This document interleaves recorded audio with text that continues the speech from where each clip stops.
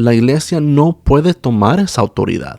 El pastor o el hombre que está enfrente no puede tomar esa autoridad, porque la autoridad máxima debe de ser la escritura. No un hombre, no porque tiene un título, no porque sea pastor, ministro, obispo, el obispo presidente o que le digan el ungido de Dios. Que por cierto, es una herejía y es una blasfemia que digan que un hombre es el ungido de Dios, porque ese título y llamado le pertenece solo al Señor Jesucristo. Así es. Because I be worried about your soul. Why you still be doubting you got a soul? Like you need to see to believe these things, but you believe things that you've never seen. Like feelings and hopes and dreams, the future emotions and gravity, and sadly, everything you're rejecting makes us. Hola y bienvenidos a nuestro primer episodio en español de Milk and Me. Yo soy Carlos y estoy con mis hermanos Aldo, LJ. y nuestro hermano Andrés está con nosotros, pero como no habla el español muy bien, está detrás de la computadora y las cámaras. ¡Hola! ¡Soy Andrés! Y les da la bienvenida a nuestro podcast. Nosotros estamos muy emocionados porque hemos decidido, pues como ya saben, este año hacer un segmento en español. Hemos escuchado muchos testimonios, muchos mensajes hemos leído y claro, hemos hablado con muchos de ustedes de cómo les ha ayudado el podcast en inglés. Y es por eso que decidimos hacer unos en español, porque hemos realizado que mucho de nuestra audiencia habla el español y solo entiende el español. Claro, porque pues en la iglesia que íbamos era casi puro español. Y pues somos latinoamericanos, así que pues nos nació esto y le damos las gracias a Dios por ello. Sí, nomás quiero dar la advertencia antes que empezamos que mi primer idioma no es el español. Ustedes sí hablaron español en la casa, yo no, hablamos puro inglés, entonces si me equivoco, perdónenme. Estoy tratando lo mejor posible. Antes yo tenía un dicho, cuando yo predicaba decía, si me equivoco, nomás di gloria a Dios. Pero si estás diciendo gloria a Dios demasiado, mejor no digas. Entonces, si puedes tener paciencia conmigo. Pero sí estamos muy emocionados. Estoy agradecido por este privilegio. Ya por varios meses, de hecho, desde que empezamos, mi esposa siempre decía, ojalá que ustedes pudieran empezar un podcast en español. Sí. Y pues, gracias a Dios se abrieron las puertas y pues esto es el primer episodio. Sí, el idioma que hablamos, inglés y español, somos bendecidos porque no cualquiera lo habla y el Señor nos ha dado esta habilidad para poder hablar el inglés y el español y esperamos que sea de bendición. Yo también voy a pedir paciencia porque se me olvida el inglés y se me olvida el español. O a veces... Somos como la India María, ni de aquí ni de allá. Sí. Pero el español es muy... De hecho, después de esto, vamos a hacer otro segmento. Va a ser Milk and Me Podcast en Spanglish. En Spanglish. Pero LJ, por ser alguien que no habló en español de su primer idioma, lo hablas muy bien. Sí. Sinceramente, gracias lo hablas a Dios. bien. Gracias a Dios. Lo hablas es lo muy único bien. que puedo decir. Sí, le ha dado el don de hablar otras lenguas. Literalmente. Oiga, por favor, escudriñen las escrituras de eso, ¿no? Bueno, Algie, ¿por qué no hablas un poquito de acerca de lo que queremos hablar en este episodio? Sí, bueno.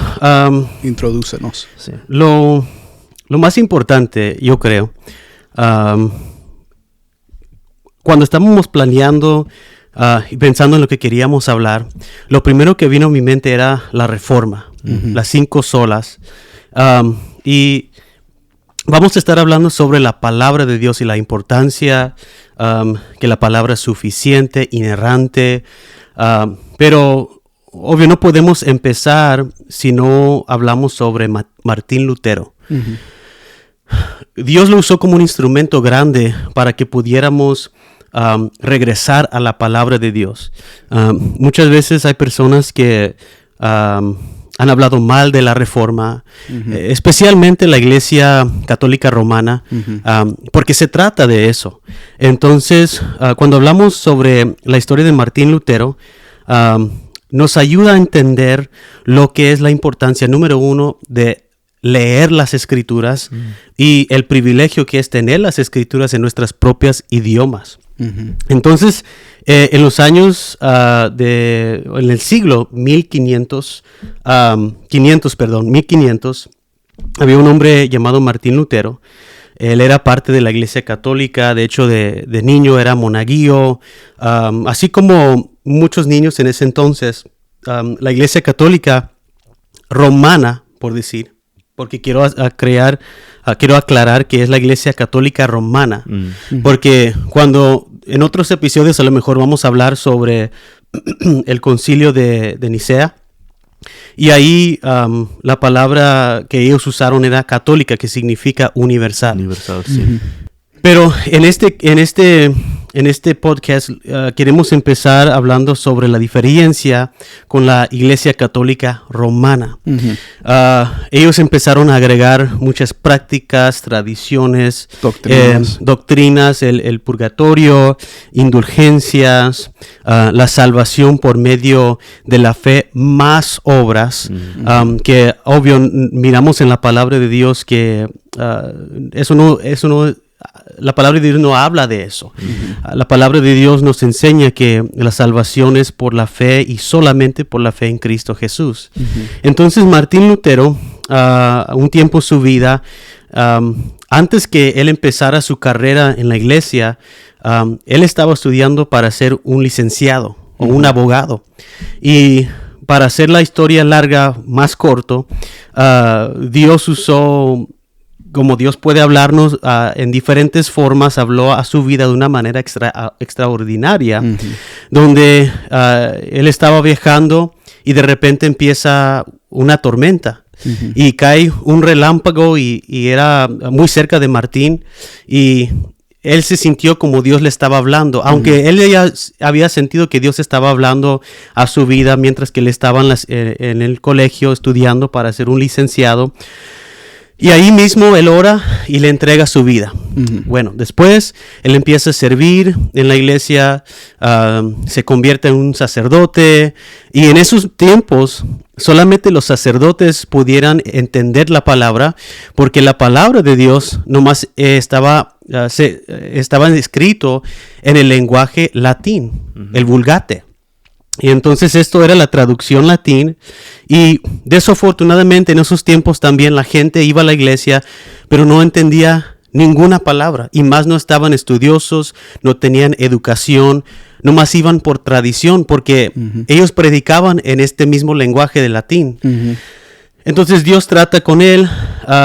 Este era un hombre que sufría de ansiedad, sufría de la culpabilidad, sufría de que no era suficiente todo lo que él hacía. Y es porque le tenía mucho temor a la ira de Dios. Sí.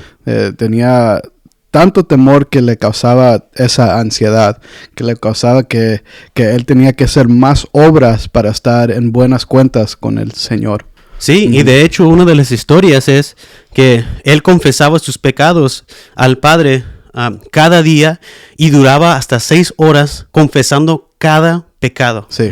Cada pecado, hasta que se molestaron con él y dijeron: Martín, si tú vas a confesar tus pecados, espérate hasta que tú cometes adulterio o una blasfemia para regresar. O sea, se enfadaron de él. Un gran pecado. Un gran pecado, porque este hombre tenía un temor, pero tenía, más bien no era el temor de Dios, aunque era la ira de Dios, pero era un miedo. Era algo que gracias a Dios yo creo que si no hemos entregado nuestras vidas al Señor, debería de haber ese miedo, ese temor de Dios. Pero cuando somos salvos, deberíamos de tener la reverencia a Dios, el temor de las cosas de Dios. Es la diferencia. Y eso es lo que no tenía Martín Lutero. Exacto. Él no tenía temor hacia Dios como reverencia, él le tenía miedo a Dios. Sí.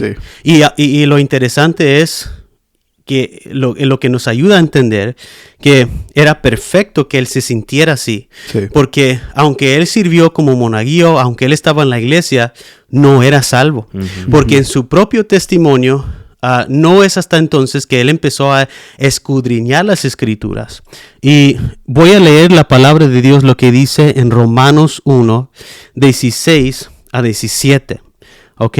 Romanos 1, 16 a 17 dice: porque no me avergüenzo del evangelio, pues es el poder de Dios para la salvación de todo el que cree, del judío primeramente y también del griego. Porque en el evangelio la justicia de Dios se revela por fe y para fe, como está escrito, mas el justo por la fe vivirá.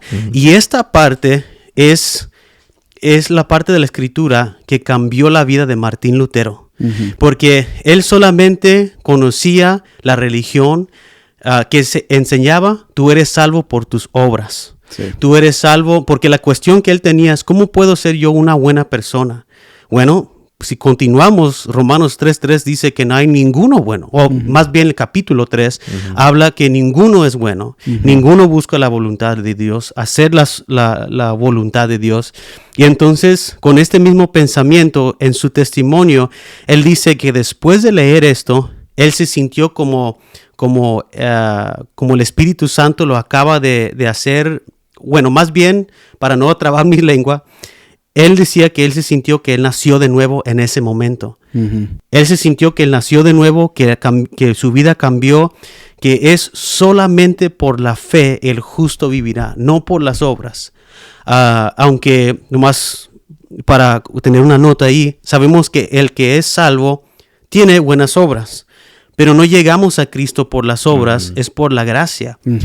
Entonces, ¿qué tiene que ver todo esto con la palabra de Dios? Bueno, a causa de la falta de la palabra de Dios, la Iglesia Católica Romana agregaron tantas cosas. Si preguntas a cualquier practicante de la Iglesia Católica Romana, ellos van a decir: nosotros creemos en la fe. Los sacerdotes te van a decir lo mismo, pero lo que ellos excluyen o omiten, si estoy diciendo esa palabra correcto, es que no somos salvos por la fe solamente. O sea, es la gracia por la fe en Jesucristo. Ellos siempre van a agregar obras, sacramentos, tradiciones, y las indulgencias no se practica tanto hoy en día. Yo creo que sí existen todavía, pero de otras formas más modernas.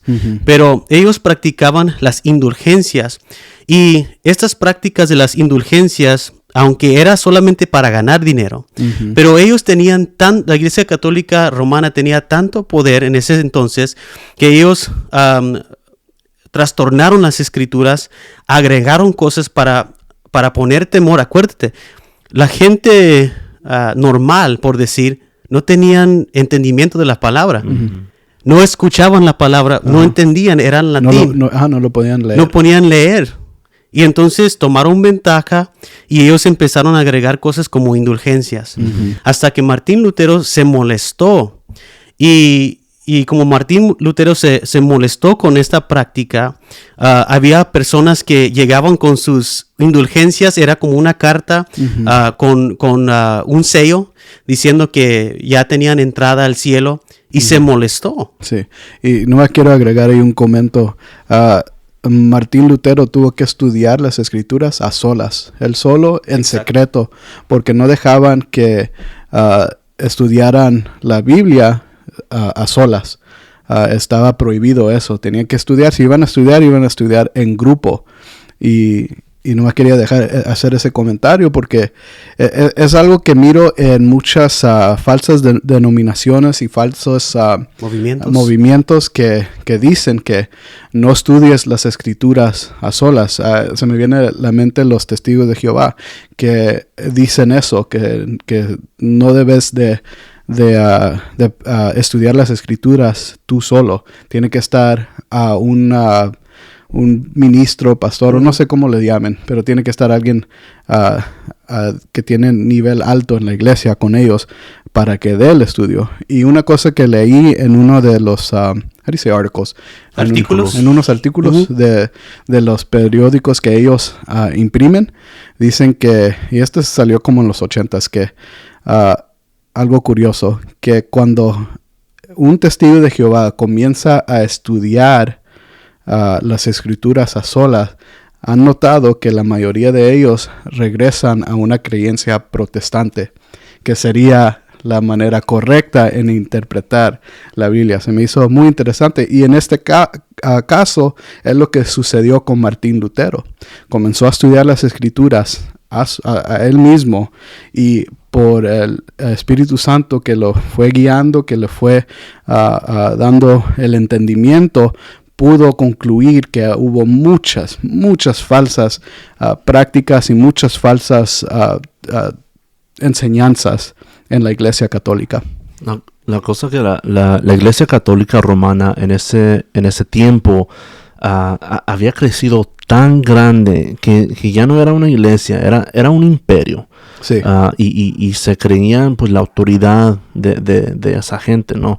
Tenían influencias con el rey también. Sí, y se había etiquetado, la Iglesia Católica Romana se había etiquetado a sí misma como la máxima autoridad, y que solo ellos podían interpretar la Biblia. Es por eso que no motivaban a la gente que lea la Biblia.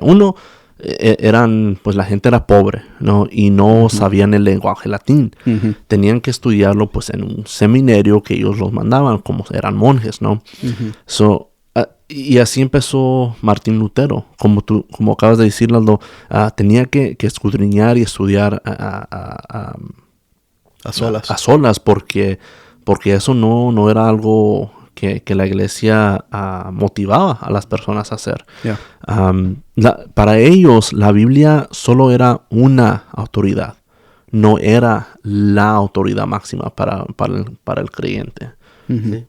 Sí, y podemos continuar porque igual hay otras herejías que ellos enseñan que Cristo no es la cabeza de la iglesia, que el Papa es la cabeza de la iglesia. Ajá. Y claro, no vamos a meter muy profundo, pero estos son buenos ejemplos de lo que acabo de decir en los tiempos de Martín Lutero.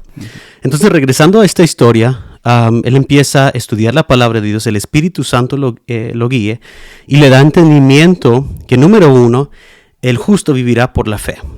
Y que la salvación no es por medio de las obras, es por medio de la fe únicamente. Sí. Y entonces él estaba en contra de las indulgencias, él estaba en contra que la Iglesia Católica Romana enseñaba que la salvación venía por obras. Y también algo que se me hace inmensamente o interesantemente, y voy a usar la palabra ignorante. No una forma de crítica, pero porque la palabra ignorante realmente significa una persona que no entiende, que no conoce, no tiene conocimiento. Y desafortunadamente la connotación de esta palabra es más negativo que positivo, que debería de ser más positivo si lo usamos en ese sentido, que en la creencia del purgatorio. Y tiene que ver el purgatorio con esto por medio de las indulgencias. En términos básicos, lo que puedo decir, bueno, aquí voy a leer directamente lo que significa, ¿ok? Porque yo tuve que buscar el diccionario. Dice, en la doctrina católica es un estado de quienes, habiendo muerto en gracia de Dios, necesitan aún purificarse para alcanzar la gloria. Número 2, lugar donde se pasa la vida con trabajo y penalidad. Número 3, penalidad que se sufre en un purgatorio. Y encontré otro diccionario, otra definición o significado. Dice, el purgatorio es un estado en el cual las almas de los difuntos pasan por un proceso de purificación para llegar a la santidad necesaria y entrar en la alegría del cielo. Es la oportunidad última que Dios da a las personas para que lleguen a la comunión plena con Él.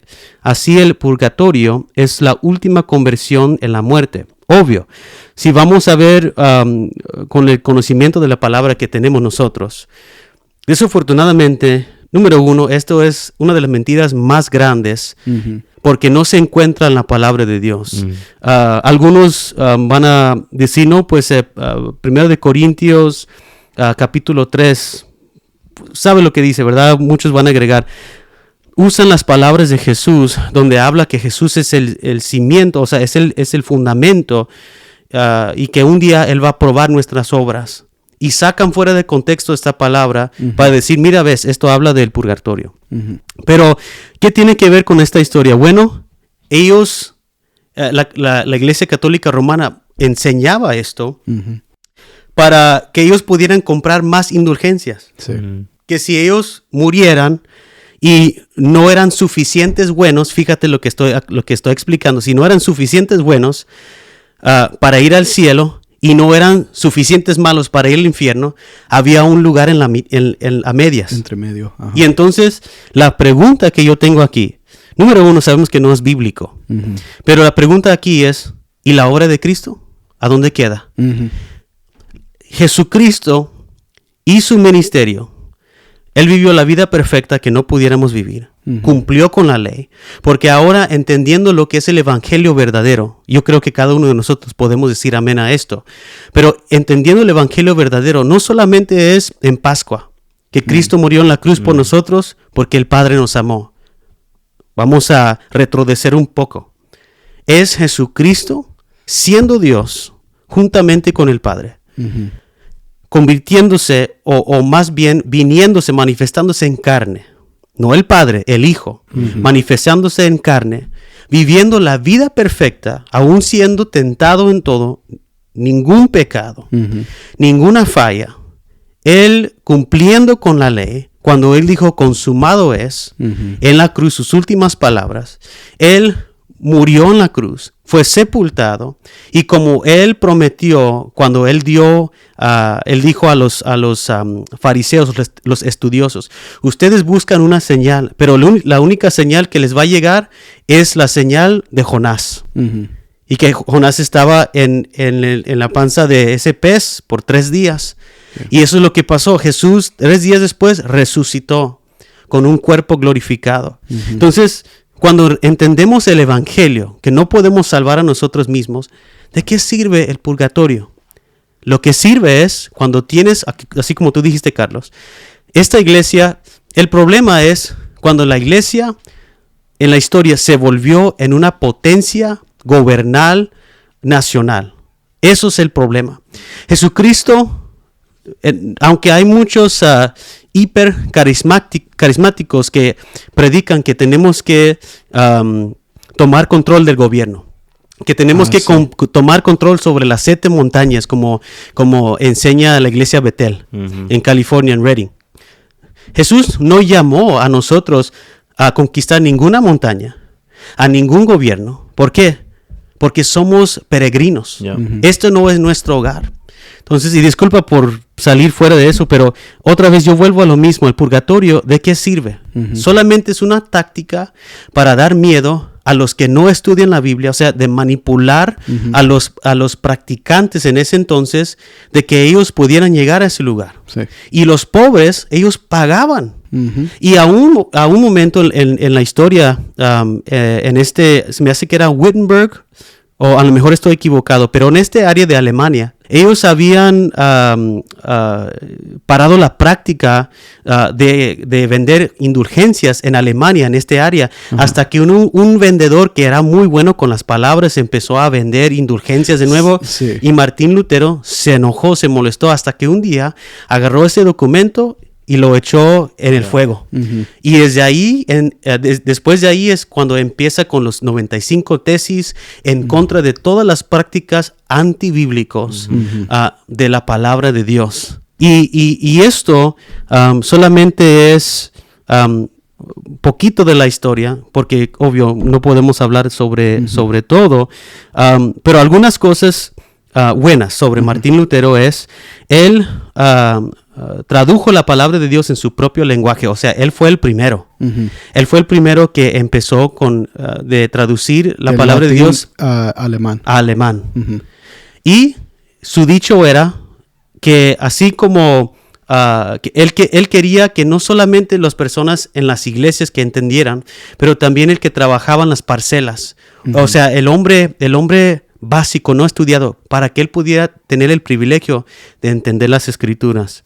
También, como dije antes, hasta entonces la palabra de Dios existía en latín.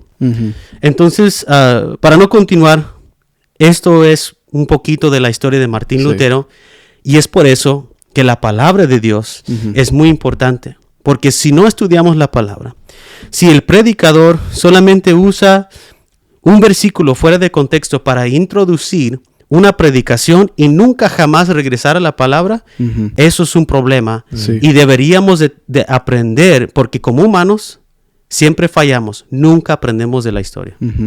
Y sí, y hay mucho que contar sobre la Reforma, pero Martin Luther es reconocido como el principio de la Reforma. O sea, lo que hizo él, lo que pasó él, y puso su 95 tesis. Puso su tesis en frente de la puerta. Eso fue el comienzo de la Reforma.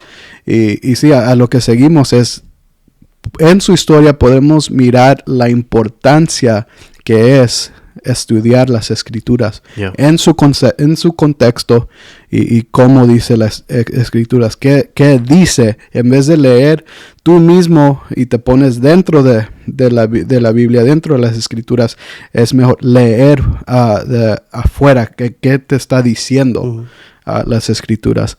Y otra cosa muy interesante que se me hizo, que tocaste un poco del Papa. Cada doctrina falsa, a parecer que quieren reemplazar a Jesús. Así es.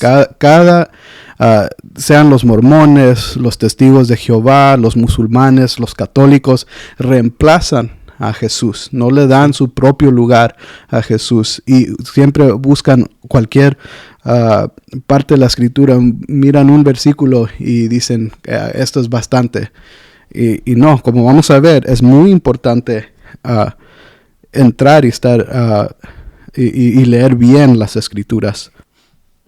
La reforma protestante se trataba de dos cosas, de quién podría decir lo que es la verdad y cómo podemos reconciliar lo que nosotros somos como pecadores con lo que es Dios como un santo. La Reforma es la historia de la transformación del odio al amor, de la esclavitud a la libertad. Y eso es lo que en realidad con lo que batallaba Martín Lutero. Es él en su pecado, sabiendo que era un miserable. O sea, no sé cómo se dice en sus piernas y los escalones, subiendo los escalones en sus piernas. ¿Sus rodillas? Sus rodillas, gracias. Mirándose, o sea, esto debería... Tanto como que ni dormía en su propia cama. Dormía afuera, en lo frío, en la lluvia. Pues sí, una vez en una de las historias, él hacía daño a su cuerpo. Él hacía daño a su cuerpo pensando que eso le iba a traer más santidad. Sí. Y de hecho, cuando tú estás diciendo, lo que me vino a la mente, en Roma todavía existen ciertos escalones especiales donde tú caminas sobre tus rodillas y es pagar una manda. Sí. Esa cosa de pagar mandas no solamente es una práctica en México. Hay personas que pagan mandas hasta que sangran las rodillas, pero eso existía desde antes. Hay personas que cargan literalmente una cruz. Sí, literalmente. De hecho, cuando yo voy a México con la familia de mi esposa, voy viajando y hay personas haciendo ¿cómo se dice? Actuando de nuevo la muerte de Jesús. O sea, ves a personas cargando la cruz. ¿Por qué? Porque, número uno, estas personas lo hacen genuinamente. Lo hacen de todo corazón. Algunos que no. No estamos tratando de faltar respeto a esas personas, pero lo que queremos es porque... Nosotros, saliendo de una iglesia donde hacíamos cosas que no eran bíblicos, pero lo hacíamos de todo corazón, o sea, necesitamos entender eso, pero esta gente lo hace de todo corazón, aunque están mal. Eso es la ignorancia de la palabra de Dios. ¿Por qué? ¿Qué es el propósito? Ahora, yo entiendo si alguien tiene una drama, se entiende de vez en cuando, ¿verdad? Pero cuando es tu práctica y tú piensas que vas a ser santificado por reenactuar, cargando la cruz, actuando como Jesús, que tienes personas llorando alrededor de ti, hasta yo creo que el ejemplo, el peor ejemplo que yo he visto es en las Filipinas. Sí, ahí son muy católicos, pero católicos romanos de hueso colorado. Y hasta un año, un hombre le metieron clavos en las manos y se murió. Ajá. Y se murió. O sea, eso es la palabra. Eso es una blasfemia. Sí. Eso es una blasfemia contra Dios.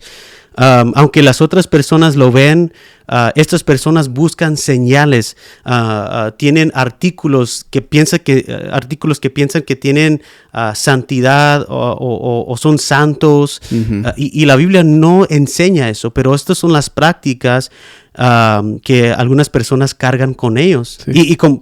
Disculpa, pero es que todavía existen esas cosas. Sí. Y volvemos a lo que son las obras, hacer obras para ser salvo o para ponerte en buenas cuentas con el Señor. Quiero leer algo y quiero que nos mande de lo que queremos hablar. La causa de la ignición de la Reforma fue la doctrina de la salvación.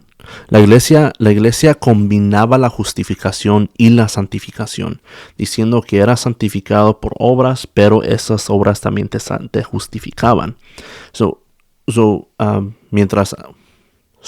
Pues Está bien. haciendo que oscurezcan la salvación de sus miembros. O sea, les ponían vendas. Les ponían vendas sobre sus ojos.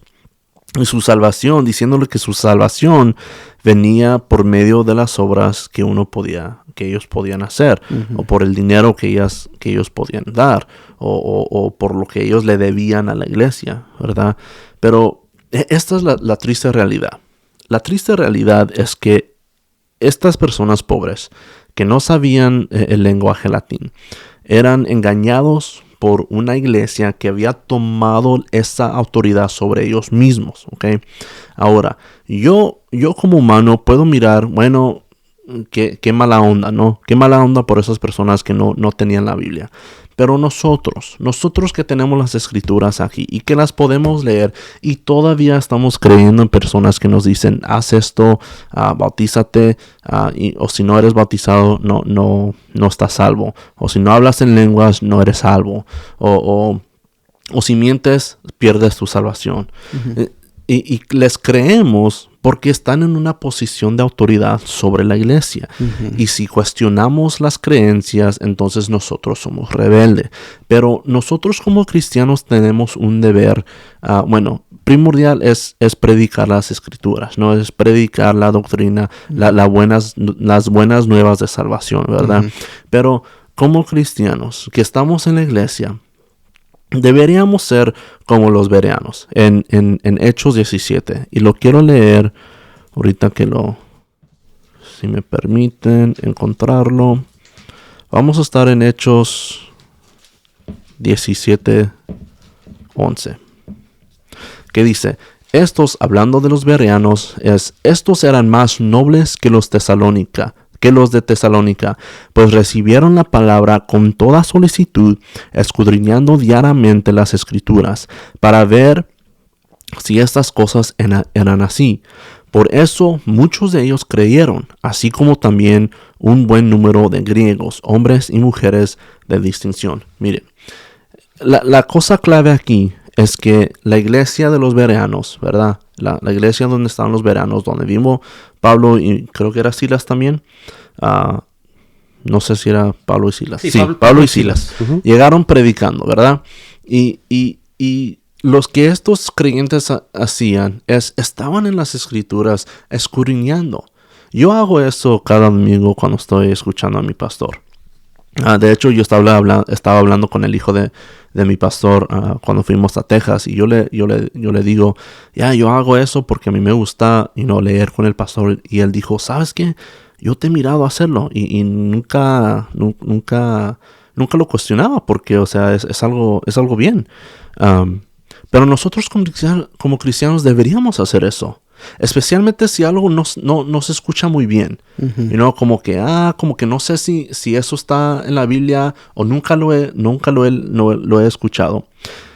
Nosotros deberíamos cuestionar todo eso. ¿Por qué? Porque se trata, honestamente, esto es algo de vida y muerte.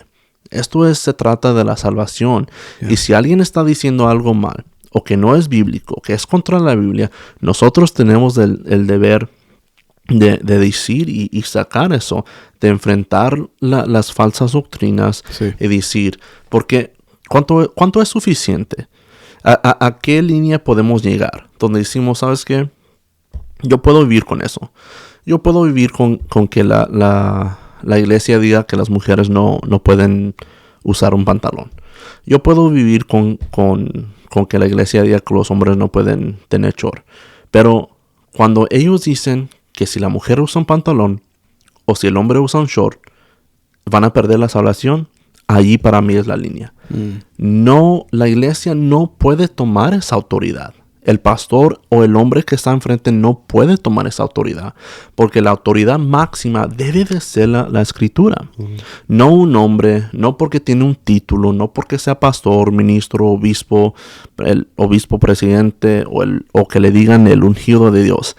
Que por cierto, es una herejía y es una blasfemia que digan que un hombre es el ungido de Dios, porque ese título y llamado le pertenece solo al Señor Jesucristo. Así es. ¿Ok?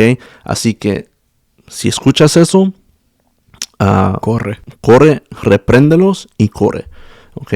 Pero es la importancia de estar en nuestras escrituras. Es la importancia de leer. Es la importancia de decir, ¿sabes qué? Porque como yo, tenemos nuestro grupo de amigos aquí y hermanos. Yo si no entiendo algo, yo les mando un mensaje. Digo, hey, ¿qué piensan de Isaías 4? ¿Qué piensan de Isaías 6? No lo entiendo. De hecho, estaba mi esposa y yo, estábamos leyendo, estamos estudiando un libro de Paul Washer que dice, es un estudio de cómo entender las escrituras, ¿verdad? Y no me acuerdo cuál versículo era, pero lo leyó ella y dijo, no lo entiendo. Dije, yo te ayudo. Como si fuera alguien, ¿verdad? Y lo leí yo y dije, ¡vaya! Lo leí yo y dije, hija, el Espíritu Santo me dice, no trabaja así, compa. No trabaja así. Y le dije, ¿sabes qué? No lo entiendo. No lo entiendo. Y es donde dice, ¿Hasta se le olvidó? Creo que está en Timoteo y dice, pruébate ante Dios. Y es la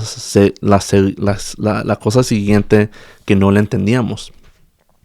Lo que hicimos es nos metimos con el hermano Google. Y me metí a una página que uso mucho y se las recomiendo. Ahora no sé si está en español, pero en inglés se llama BibleRef.com. Y otra se llama GotQuestions.com. BibleRef.com, le pones el versículo, el capítulo, y te da todo el capítulo, y luego le clicleas en el versículo. ¿Clicleas? Nunca he escuchado eso. No, sí, le clicleas en el versículo y te da un quebrantamiento de qué es el versículo, de qué está hablando, qué es el versículo anterior, el versículo después y qué se trata todo el capítulo. Es una herramienta tan buena para el cristiano. No, nomás quería agregar a tu punto. Usa todas las herramientas que hay para aprender de la Biblia. Obviamente siempre verifícalo con las escrituras. Y para mí, uno de los comentarios que han sido de gran bendición es el de Matthew Henry, el que tiene aquí Andrés. Y de hecho tienen en español. Si buscan el comentario sobre la Biblia de Matthew Henry, va a estar en español y te ayuda mucho a entender las escrituras. Sí. Bueno, lo que tú acabas de decir, Carlos, mientras que estabas hablando sobre los malos ejemplos, cuando dicen es el ungido de Dios, pues claro, sabemos que el único es Cristo, porque Cristo significa el ungido. Es el único. Pero lo que pasa son las mismas herejías dando vueltas desde el principio. No hay... Salomón lo dijo perfecto. No hay nada nuevo bajo el sol. Y eso significa que no hay nada nuevo. Lo que nosotros humanos pasamos, tenemos tecnología avanzada, pero somos los mismos. Yeah. Y lo que pasa con las herejías es igual. ¿Por qué? uno de los nombres del Papa es vicar. Y vicar significa en lugar de. Y él está en lugar de Cristo. O sea, él toma lugar de Cristo. Aunque no lo van a admitir, pero su papel o su puesto es para tomar lugar de Cristo. Y es por eso que tienen a Cristo como en tercer lugar. Sí. Lo tienen al Padre, y luego tú puedes orar a María. ¿Por qué? Porque María habla más suave a Dios y va a llegar a Jesús más suave, porque los dos son te van a destruir, o sea, son muy malos. O sea, todos esos son los pensamientos y las creencias que hay personas que siguen genuinamente de todo corazón, pero está incorrecto. Entonces, cuando sacamos fuera las escrituras, fuera de su contexto, yo puedo crear en 10 minutos una doctrina muy falsa, sacando cada versículo, sacando fuera del lugar. Yeah. Cuando nosotros como hombres agregamos algo que no existe en la palabra de Dios, estamos pecando contra Dios. Yeah. Y esta práctica ha existido desde hace mucho tiempo. Hace mucho tiempo, perdón. Por ejemplo, aquí podemos leer la palabra de Dios en Deuteronomio. Vamos a ir al Antiguo Testamento, nomás para que podamos entender que aún en estos tiempos, el tiempo de Moisés, existían estos tipos de hombres. Es Deuteronomio 4, y voy a leer versículo 2. Solo para avisarles, el Antiguo Testamento es importante también. Oiga, como cristianos, es importante saber la historia de cómo Dios era con su pueblo, con los judíos, con los israelitas. A muchos cristianos le gustan quedarse en el Nuevo Testamento, que hay mucha sabiduría en el Nuevo Testamento, pero si ponen atención, mucho de lo que está en el Nuevo Testamento está en el Antiguo Testamento. Sí, pues el Nuevo Testamento es la revelación del Antiguo. Sí. El Antiguo, bueno, sin entrar muy profundo, ¿verdad? La gracia de Dios ha existido desde antes de la fundación de la tierra. La gracia de Dios no llegó cuando Jesús llegó, aunque Él vino a traer gracia y verdad, pero podemos ver que con David, con Abraham, con Noé, con Adán y Eva, Él mostró su gracia. Yeah. Y nomás para como un lado, cuando Adán y Eva pecaron, ellos mismos se vistieron de hojas de árbol. Yeah. ¿Y qué es lo que hizo Dios? La Biblia dice que Dios proveó vestiduras de cuero de un animal. O sea, desde el principio, aún en el jardín, se muestra el sacrificio que tenía que tomar para el perdón de nuestros pecados. Entonces, cuando uno aprende el Nuevo Testamento, el Antiguo Testamento en la luz de las Escrituras del Nuevo Testamento, ahora puedes ver que el Antiguo Testamento no solamente habla de genealogías, que Adán nació y luego Caín y luego, o sea, no solamente es eso. No solamente es de la historia, porque en sí, desde el principio todo se trata de Jesús. La historia de José, me gustó lo que, una predicación que yo escuché de Voddie Baucham, Él predicó que la historia de José no se trata de José. Y uno creciendo siempre usaba esa historia para los jóvenes. Mira, si tú honras a Dios, Él te va a bendecir y te va a llevar muy alto. No significa la historia de José. Pero bueno, vamos a ver lo que dice la palabra de Dios. Deuteronomio 4 y 2. ¿Ok? Pero voy a leer por contexto.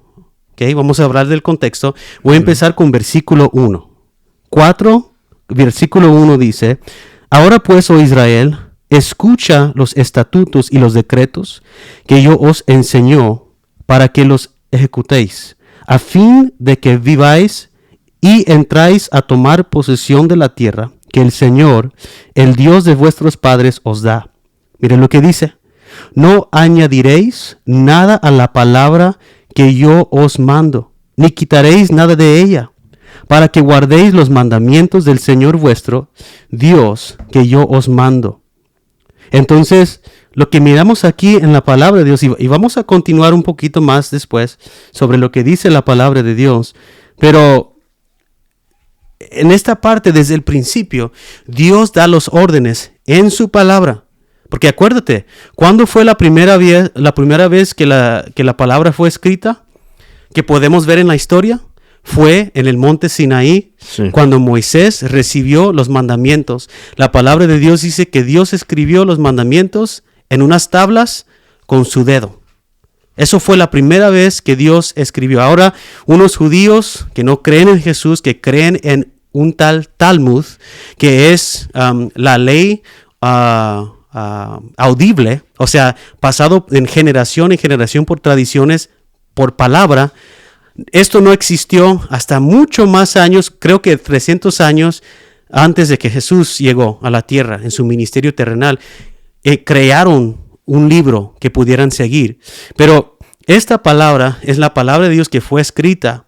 Entonces Dios mismo dio los órdenes, dio la palabra a su pueblo.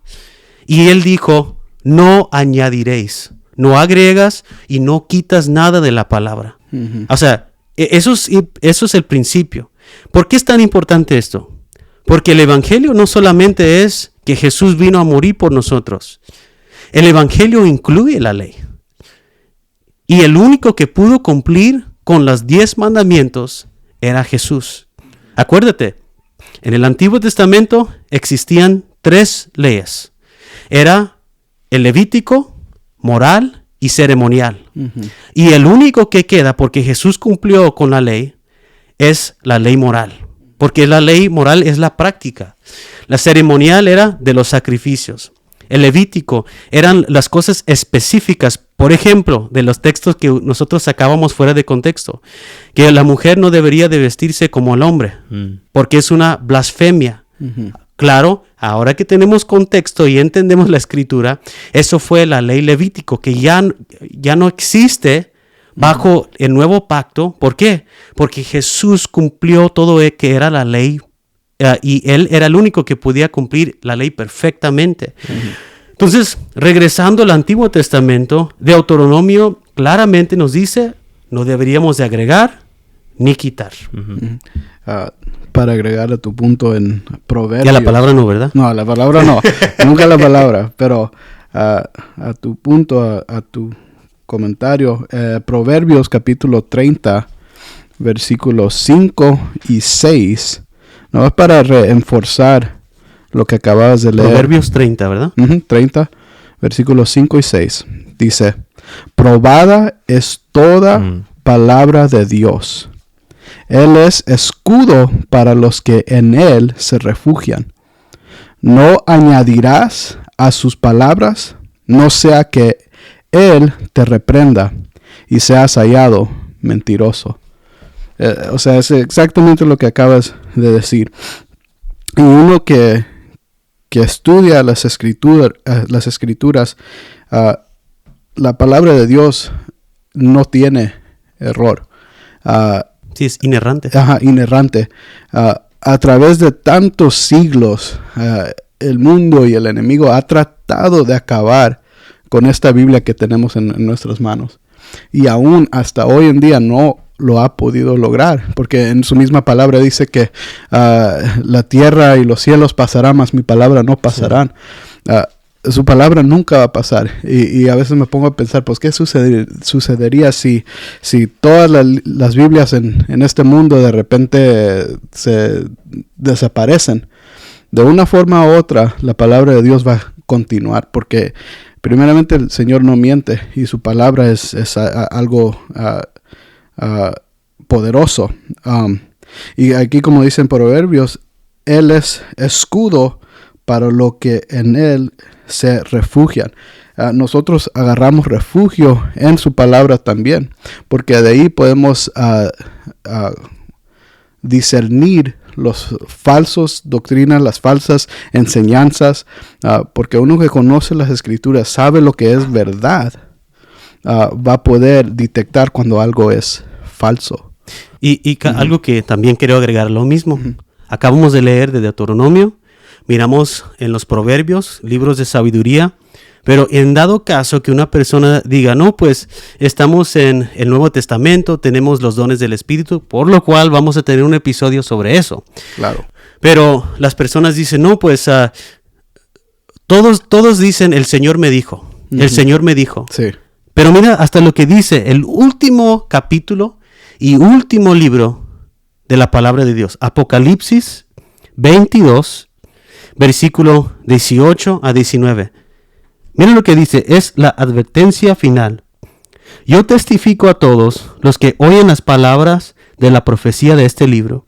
Si alguno añade a ellas, Dios traerá sobre él las plagas que están escritas en este libro. Y si alguno quita de las palabras del libro de esta profecía, Dios quitará su parte del árbol de la vida y de la ciudad santa descritos en este libro. ¿Cuántas veces tenemos que escuchar que no podemos agregar ni quitar de las Sagradas Escrituras? Hay una advertencia grande. Sí.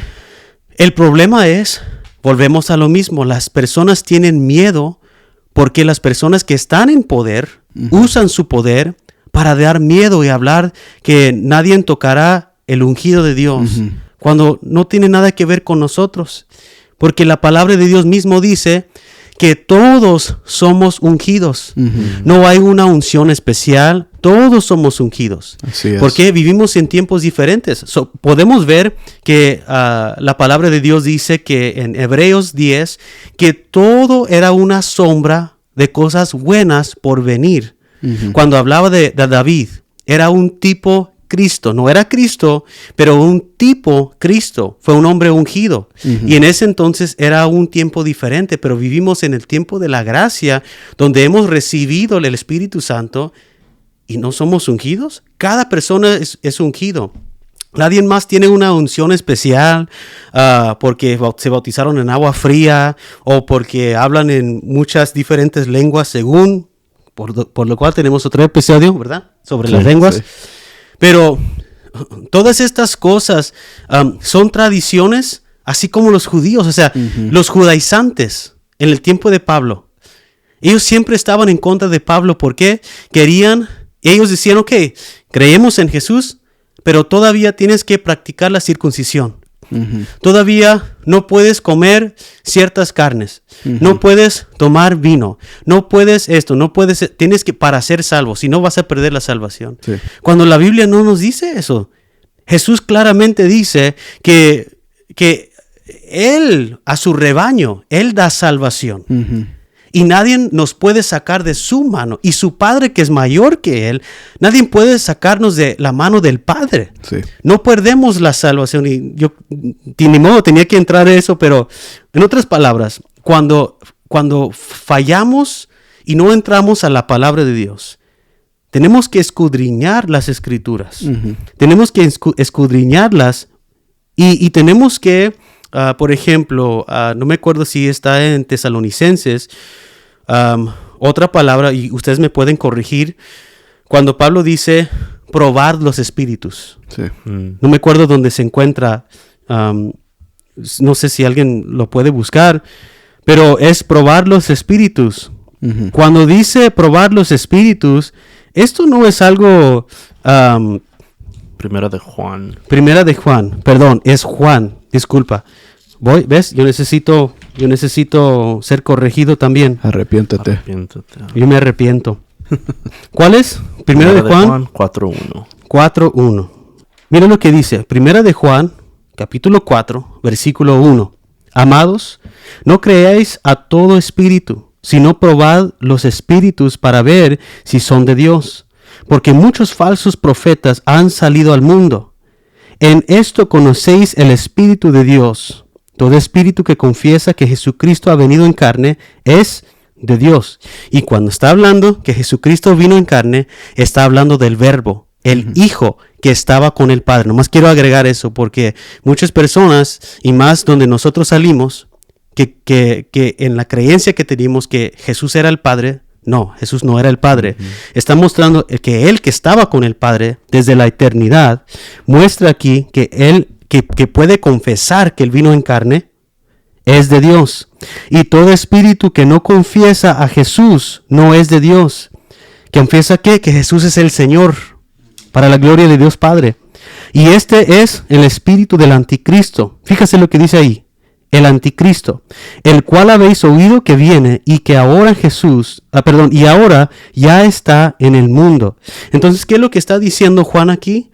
De probar los espíritus no es algo místico, porque donde nosotros creímos en ser hipercarismáticos, o sea, no es carismáticos, porque muchas veces dicen, no, levantan las manos y cantan. No hay ningún problema. El problema es cuando una persona es hipercarismático. A lo extremo. Extremo. Por eso significa hipercarismático. Y van más allá. Y nosotros éramos así. Leíamos y decía probar los espíritus. Entonces estábamos así como esas máquinas que buscan el oro. ¿Verdad? No es así. Cuando el apóstol Juan dice que deberíamos de probar los espíritus, es probar a la gente.